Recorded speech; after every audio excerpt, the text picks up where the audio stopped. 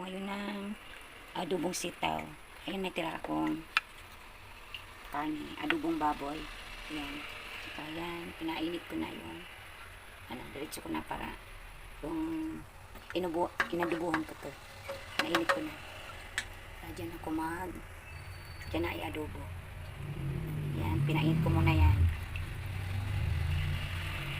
Para igisa yung bango na kasi may timpla na to.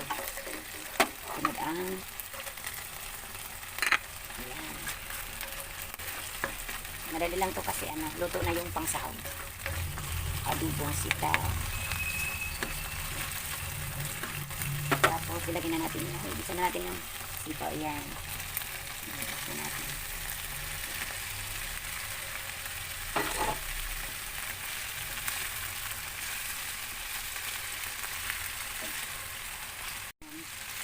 Tapos, lagyan na natin ng toyo. Ayan.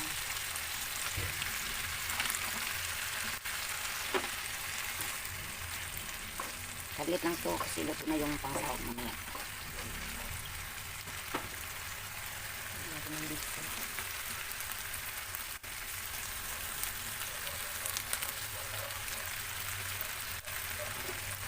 Ilagay na natin yung pangsahog na luto na yung adobo para hindi sayang.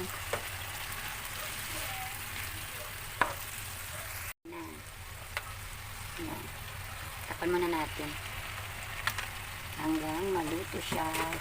Tapan muna natin, tingnan na natin. Ayan, luto na ating adobong sitaw. Ayan.